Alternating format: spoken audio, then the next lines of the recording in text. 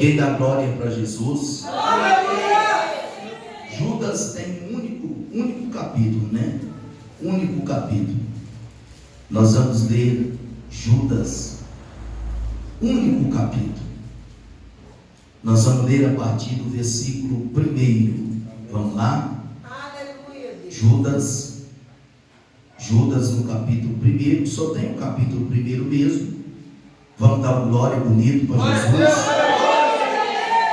Diz assim: Judas, servo de Jesus Cristo, irmão de Tiago, aos chamados, queridos em Deus Pai e guardados em Jesus Cristo, misericórdia, paz e amor vos sejam multiplicados.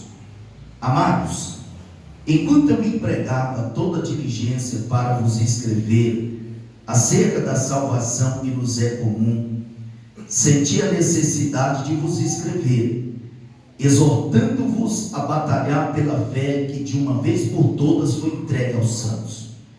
Pois certos homens se infiltraram descaradamente, os quais desde há muito tempo estavam destinados para esse juízo, homens ímpios que convertem em dissolução a graça de nosso Deus e negam o nosso único soberano e Senhor Jesus Cristo. Quero lembrar-vos, se bem que já estáis cientes de tudo isso, que o Senhor, tendo salvo o povo, tirando-o da terra do Egito, destruiu depois os que não creram, e aos anjos que não guardaram o seu principado, mas deixaram a sua própria habitação, ele os tem reservado em prisões eternas, na escuridão para o juízo do grande dia. Assim também Sodoma e Gomorra e as cidades circunvizinhas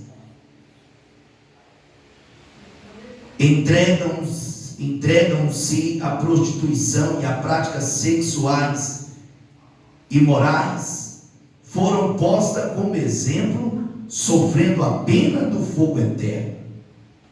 Contudo, semelhantemente também esses falsos mestres, sonhando, contaminam sua carne, rejeitam toda autoridade e blasfemam das dignidades. Amém? Amém. Fala com amém mais forte. Amém. Fala comigo. Meu Deus, perdoa meus pecados, todos eles. Fala comigo nesta noite, através da tua palavra. Amém. Pode se assentar e glorificar ao Senhor Jesus com bastante amor.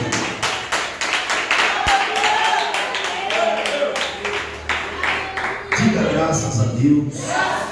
É necessário a gente entender que o Judas que escreveu este livro, que tem um único capítulo, não é um Judas Iscariote não, irmão. Não tem nada a ver com aquele. Esse Judas aqui é o irmão do Senhor. Por quê? Porque como homem, Jesus teve irmãos e irmãs. Maria teve mais filhos. Então esse Judas aqui é meio irmão de Jesus. Amém? Não é o Judas Iscariote que a Bíblia mostra, né? A triste história de um homem que teve tudo para ser, né, um discípulo até o fim, mas para cumprir o que estava escrito a respeito dele, traiu Jesus vendendo por 30 moedas de prata. E os irmãos sabem já a história. O livro de Judas, meus irmãos, tem o tema principal, e nós vamos aqui falar sobre alguma coisa a respeito disso. Tem o tema principal de pessoas que falam de Deus, mas não ensinam a verdade dele. Para a gente começar aqui, Judas ele diz assim: quanto eu empregava toda a diligência para vos escrever acerca da salvação que nos é comum, senti a necessidade de vos escrever, exortando-vos a batalhar pela fé que de uma vez por todas foi entregue aos santos. Então Judas, meus irmãos, achou necessário escrever sobre isso, sobre a salvação que nos é comum, que de uma vez por todas foi entregue aos santos, foi entregue aos santos. Está dizendo a respeito da palavra da verdade, está falando da doutrina do Senhor Jesus, dos ensinamentos, meus irmãos, da palavra de Deus. Está falando do ensinamento correto, da maneira correta de se ensinar, da maneira honesta de se ensinar, porque quem prega a palavra não pode ser um furtador da palavra. Nós não podemos furtar a palavra do Senhor, ou seja, trocar ela, deixar, suavizar a palavra de Deus. Nós não podemos falar disso, pregar a palavra, aliás, desta maneira, trocar a verdade bíblica por uma palavra mais suave, que vai acomodando a vida das pessoas, acomodando a vida de homens e fazendo homens que já têm a natureza pecaminosa se tornar mais pecador, que era, meus irmãos, a maneira que o judaísmo pregava, e Jesus combateu isso em seu ministério terreno. Ele disse dessa forma: vocês entram na casa das pessoas para fazer um projeto, um novo convertido à religião judaica, mas pode ser também um novo convertido de qualquer religião. Mas aqui especificamente no judaísmo, eles entravam para fazer um projeto, um novo convertido ao judaísmo, mas quando ele saía de dentro daquela casa, aquelas pessoas se tornavam 100 vezes mais filho do diabo. Ou seja, era uma pregação que não trazia mudança, era uma pregação que não trazia mudança ao homem, era uma pregação que ensinava as pessoas a ser filho do diabo. E não é esse tipo de pregação que quem prega o evangelho deve pregar. Tem que ser uma pregação que ensina o homem a se converter não somente de boca, que ensina o homem a mudar de vida, a não, meus irmãos, mudar a graça de Deus. Tem pessoas por aí afora pregando um evangelho que eles afirmam dizer que é o da graça, mas que está contaminado pela carne, por uma roupa manchada pela carne, está contaminado. É uma graça que está contaminada, que está comprometida a ensinar as pessoas não a largar o pecado, mas a continuar pecando, a continuar cometendo todo tipo de prática pecaminosa, que a graça vai trazer salvação para eles. Não, meus irmãos, não é desta maneira. O apóstolo Judas está ensinando a batalhar pelaquela fé que foi entregue aos cristãos do século I, aos cristãos, meus irmãos, que foram chamados de santos. Por quê? Porque vivia uma vida santa, justa e piedosa na presença de Deus. É desta pregação que Judas está falando. Não é uma graça que aceita todo tipo de pecado e práticas pecaminosas, e ainda diz que o homem vai morar no céu. Não é essa graça que Judas está falando, não é desse evangelho que Judas está dizendo.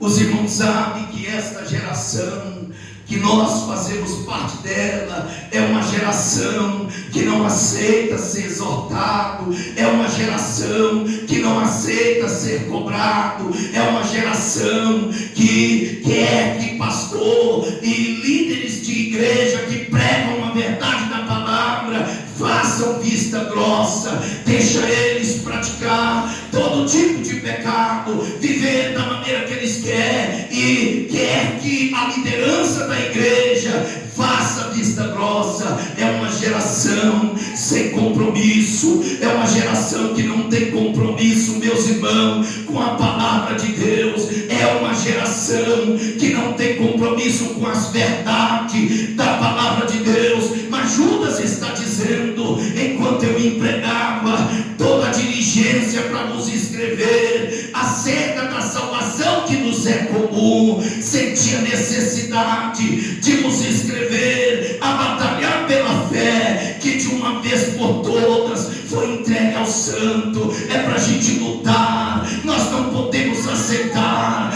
nós temos que combater o combate da fé, lutar, meus irmãos, pela verdade da palavra, porque sorrateiramente o engano vai entrando dentro das igrejas e vai entrando, irmão, escancaradamente, como Judas falou. Mas aquele que quer ser salvo por Cristo, aquele que aprendeu a servir a Cristo, Judas está falando que é para nós batalharmos por essa fé que de uma vez por todas foi entregue aos santos. Dá glória a Deus.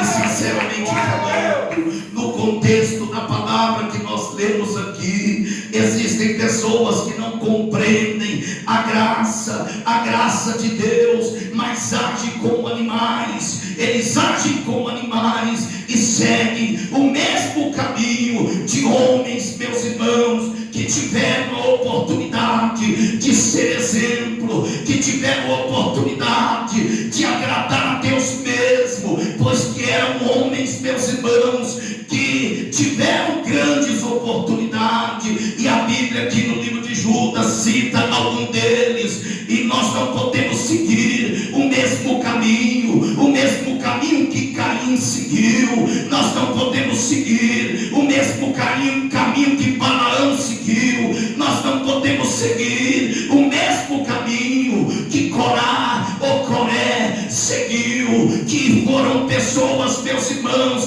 que com seu jeitinho o diabo os enganou. E todos esses três comercializavam aquilo que Deus colocou de especial na vida deles. Olha, nós não tivemos a oportunidade que Caim teve. Deus cultuava com eles todos os dias na viração, meus irmãos. Aliás, não, glória a Deus, estou falando de Adão e Eva, estou falando do filho deles, Caim, que teve a oportunidade de adorar a Deus, servir a Deus com o melhor que ele podia, mas preferiu movido de ganância, movido, meus irmãos, de coisas que seres humanos corruptos são movidos. Ele deixou de fazer o melhor para Deus e agradar a Deus, e fez o pior, e ainda por cima tirou a vida do seu próprio irmão Abel, porque Deus tinha desaprovado a vida de Caim, mas tinha dado para ele uma chance de consertar aquilo que ele fez errado. Mas ele preferiu seguir o seu caminho, seguir a natureza terrena e diabólica no coração dele, e assassinou o seu próprio irmão. Porque antes dele cometer isso, o Senhor perguntou para ele: Caim, por que decaiu o seu semblante? Se você proceder bem, ou seja, se você fizer direito, se você consertar, você também vai ser aceito. Mas ele, meus irmãos, deixou a ira tomar conta do coração dele, e Deus pergunta para ele: Caim, onde está o teu irmão? Aí ele responde: Deus, sou eu porventura guardador do meu irmão? E Caim, meus irmãos, já tinha cometido um homicídio, já tinha matado, e o sangue de Abel, ele clama por justiça desde a terra que abriu a boca para receber o sangue de Abel. Nós não podemos entrar pelo caminho de Caim, nós não podemos entrar e seguir o mesmo caminho de Balaão, que comercializou o dom que Deus deu para ele. Balaque foi procurar ele, meus irmãos, e ofereceu para ele dinheiro para amaldiçoar o povo de Deus. Mas toda vez que ele abria a boca para lançar a profecia maligna, só saía coisas boas. E nós não podemos seguir esse mau exemplo de Caim e também Balaão, e nós não podemos seguir o mesmo caminho de Coré, que foi, meus irmãos, uma cambada de quase 120 que era contra Moisés. Moisés pregava e eles eram contra. Moisés falava e eles eram contra. Moisés ensinava e eles eram contra. Até o dia que a terra abriu a boca e engoliu aquela cambada. Levante a sua mão e dá glória a Deus.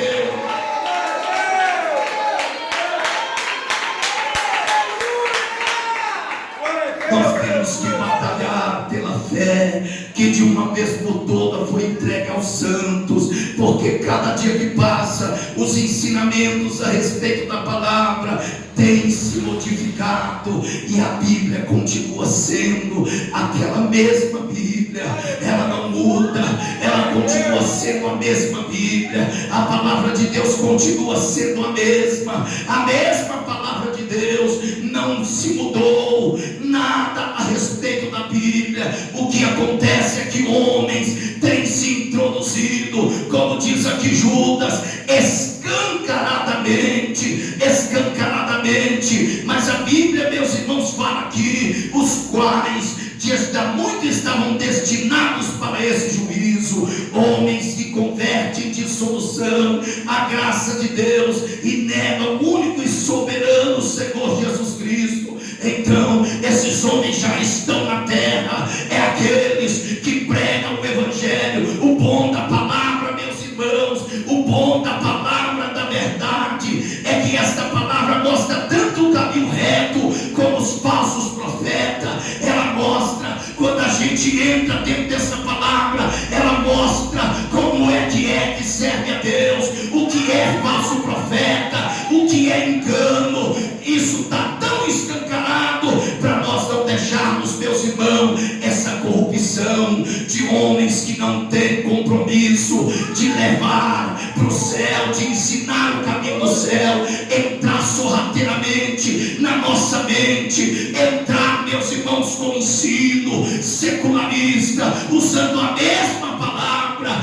mas de uma maneira distorcida, porque se especializaram com o pai deles, Satanás, a mentir e a enganar as pessoas. Nós não podemos aceitar, nós não podemos, meus irmãos, porque vem devagarzinho e vai roubando o lugar da verdade na nossa vida, vai tirando o nosso compromisso de servir a Deus. Daqui a pouco todo mundo da terra está contaminado com isso e nós não podemos aceitar. Judas está dizendo: enquanto eu empregava toda a diligência para vos escrever acerca da salvação que nos é comum, senti a necessidade de vos exortar para batalhar, para combater pela fé que de uma vez por todas foi entregue aos santos.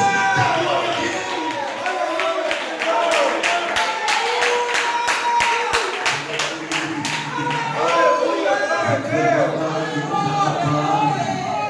Certos homens se introduziram escancaradamente. Olha, irmão, Deus jamais vai aceitar rebeldia. Deus jamais vai aceitar rebeldia contra o governo dele, que é a palavra dele. Deus jamais. Pode ser que alguém tenha mudado a palavra de Deus por aí afora. Pode ser que alguém tenha suavizado a maneira de pregar esse evangelho, mas Deus não vai aceitar. A gente tem que entrar, meus irmãos, aqui do que Judas mandou nós meditarmos. Ele disse aqui: quero nos lembrar, se bem que já está ciente de tudo isso, que o Senhor, tendo salvo um povo, tirando da terra do Egito, destruiu depois os que não creram. O Senhor não quer que a gente entre pelo caminho de quem não acredita nessa palavra, nessa pregação, porque o Senhor deu exemplo que o Senhor, havendo tirado um povo da terra do Egito, Deus destruiu depois aqueles que não creram. E o Senhor ainda falou mais ainda através de Judas. Ele disse aqui: e aos anjos que não guardaram o principado, não guardaram o seu principado, mas deixaram a sua própria habitação, Ele os tem reservado às prisões eternas, na escuridão, para o juízo daquele grande dia. Falou dos anjos. Deus não poupou nem os anjos que pregaram. Deus não poupou. E Senhor, assim também Sodoma e Gomorra e a cidade circunvizinha, que se entregaram à prostituição e a práticas sexuais e morais, foram postas como exemplo, sofrendo a pena do fogo eterno. É só a gente observar Sodoma e Gomorra. Quem foi que foi salvo de lá? Só a família de Ló, e a esposa dele ainda perdeu a salvação ainda, porque certamente os anos que ela viveu naquele lugar roubou, meus irmãos, a certeza daquele ensinamento genuíno de Deus que ela havia recebido antes, e aquilo infiltrou no coração dela, que ela não foi capaz, meus irmãos, de obedecer uma ordem de Deus. Deus deu uma ordem: saia de Sodoma e não olhe para trás. Mas ela olhou para trás, e os irmãos já sabem o destino terrível que teve a mulher de Ló. Então Deus, meus irmãos, Ele tem compromisso com quem é da verdade. Deus tem compromisso com quem quer servir a Ele de verdade. Deus tem compromisso com aquele que está lutando para servir a Ele de verdade. As pessoas que não querem nada com Deus, Deus, meus irmãos, não está se importando com essas pessoas, porque se Ele importasse, Ele teria se importado, meus irmãos, com aquele povo que foi destruído, aqueles que não creram e foram destruídos pelo deserto afora. Deus teria se importado com o povo de Sodoma e Gomorra, mas Deus sabia que aquele pessoal, eles não queriam nada com Deus. Eles queriam, meus irmãos, andar na carne. Eles queriam, meus irmãos, fazer os cultos dele, as imagens deles, as práticas pecaminosas que eles adotaram como um meio de vida para sobreviver. E Deus não se importou. Deus se importa com você que quer servir a Deus. Deus se importa com você que quer viver de acordo com a palavra de Deus. É com você que Ele se importa. Dá glória a Deus.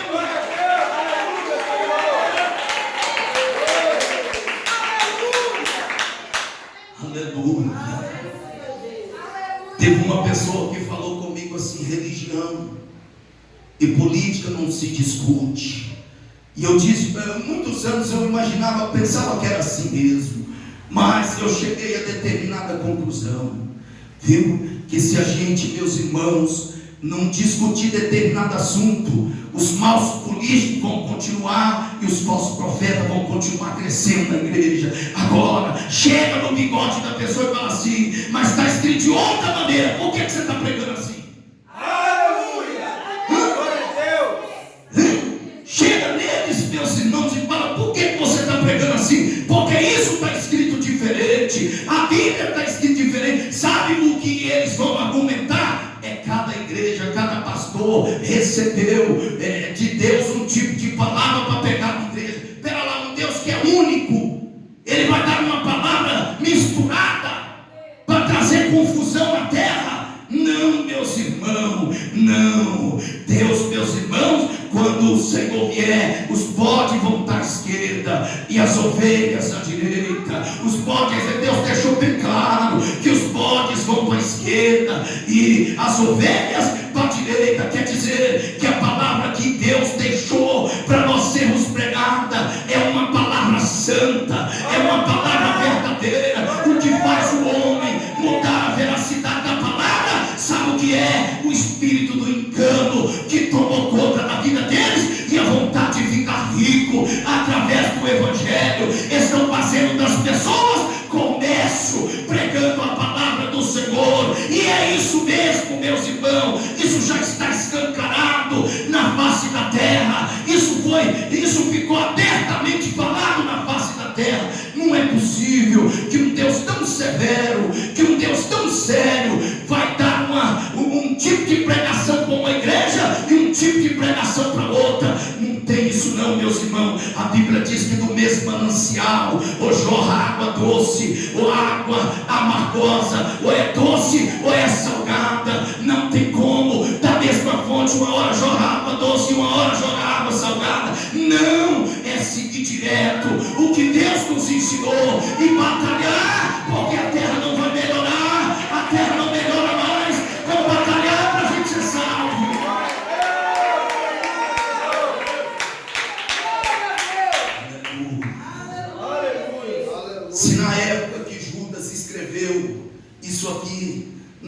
tecnologia, não tinha internet, não tinha as coisas que tem nos nossos dias. Imagina, naquela época ele escreveu isso para os cristãos, meus irmãos, que estavam, que eram contemporâneos deles, e esta palavra chegou até nós. E hoje em dia está muito pior do que antigamente, na época que os apóstolos viveram na terra. Hoje está muito pior, meus irmãos. Glória a Deus. As pessoas ficam tão confusas que eles não sabem mais em quem acreditar. Uma igreja prega que pode, uma igreja prega que não pode, uma igreja prega que pode casar de novo, uma outra igreja prega que casamento é um só. A mente das pessoas fica confundida, e Deus não está nesse negócio. Deus não está nesse negócio. Se a gente pegar de Gênesis, Apocalipse, Deus, Ele é sério na sua palavra, e não titubeie. Deus não é daquele, meus irmãos, que coxia, aliás,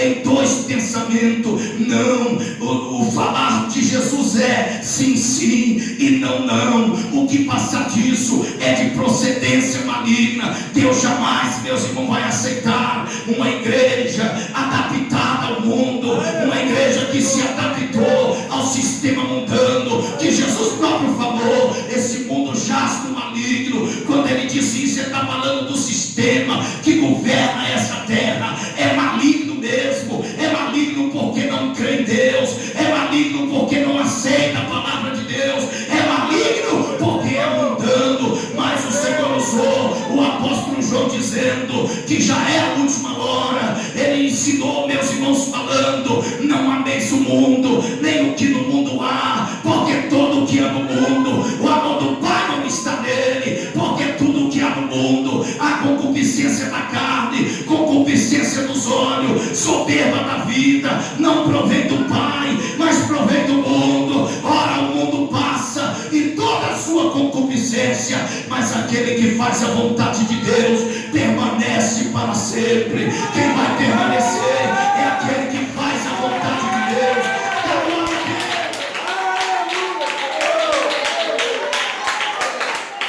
Porque não falar do que o apóstolo Tiago deixou escrito?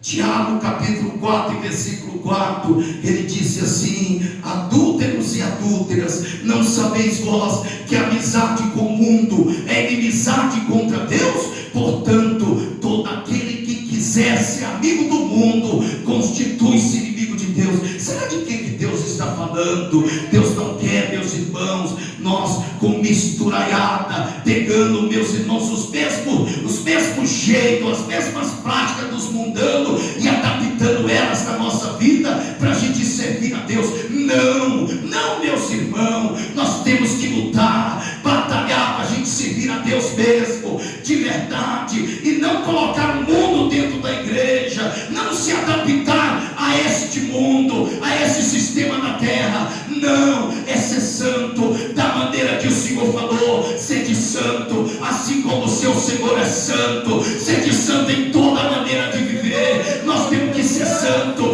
em toda a nossa maneira de viver. Quem olhar para nós tem que sentir vontade de ir para o céu. Quem olhar para nós tem que ver em nós Jesus Cristo. Eles não podem olhar para nós e ver bagunça na nossa vida, ver mundanismo na nossa vida. Levante a sua mão e dá glória a Deus.